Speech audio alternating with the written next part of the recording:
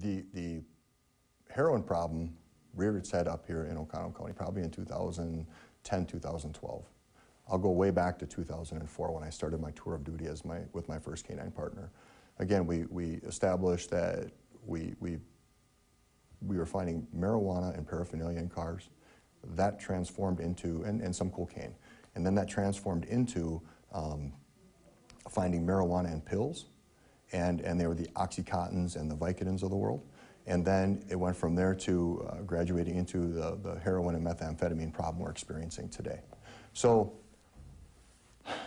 what we need to do is we need to get more active, and we work well with our Tri-County Drug Task Force, and we go hard at it to locate illegal narcotics. So by adding 2 dog teams to our current roster of 2 dog teams to make us 4 total for 24-hour coverage, that's going to give us a tool that's going to be able to assist us in locating the illegal narcotics in vehicles, thereby finding, apprehending people for this. So we're going to be very aggressive in location and ultimately incarceration of people that are in possession of those things.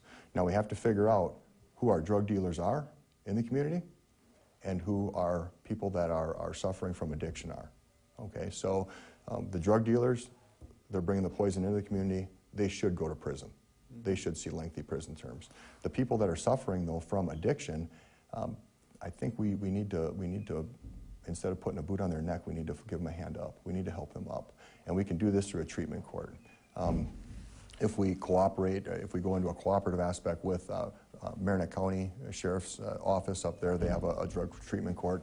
In the last 4 years, they've been boasting a 75% success rate in their program. It's a very intensive program. It keeps people out of jail, thereby saving us $100 a day. And you can then have a bed open for an inmate from another county or state agency to take that place in that facility. And I think that when you offer a hand up and you offer inclusion and you offer them help, ultimately, there's a lot of different programs out there. There's a Vivitrol program that's currently available. It's in its, I don't think there's any stats on it, any data on it yet because it's so new, but that's the shot that you would take that would kill the opioid receptors for up to 28 days and, or stop you from getting intoxicated.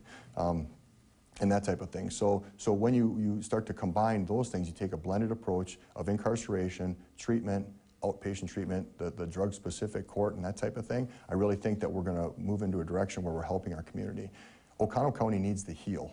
We need to heal our people. We can't just keep warehousing them and locking them up and think that's going to solve the problem. My 20 years of experience working the street when I laced my boots up here for the people of Oconto County has shown me that. It's taught me that. And we are not doing it. We're doing our job the way we've been doing it, and it's not working. The people are still addicted. So we need to get in touch with our volunteers and probation program to help offer some counseling to them. If we can provide those folks with some professional development and that type of thing, I think that we're going to go far for our people. And I really feel that we need to heal our people. That's the most important thing right now in our county. You know, for us to take action, of course, from a behavioral standpoint, we have really 3 ways that we impact behaviors. And the first one is enforcement activities, you know, that immediately come to mind. Educational efforts, of course, and engineering efforts, and with regard to changing people's behaviors. And we do have an opioid crisis, there's no doubt. In the state of Wisconsin, last year, there were over 1,000 people that died as a result of drug addiction, and comparatively, we only had 250 fatality traffic crashes or thereabouts. So that's some significant numbers when you consider that. So yes, clearly there's an epidemic. How do we impact that? Well, certainly working with human services to work on the prevention side, number one, because we're not going to stop this problem by simply doing enforcement activities. We need to talk about prevention efforts, and that actually needs to take place early on with regard to, you know, impacting students in schools as opposed to waiting until they already are in the criminal justice system and now they're in that, you know, drugs to jail sort of pipeline. We have to stop that, and we have to break that chain.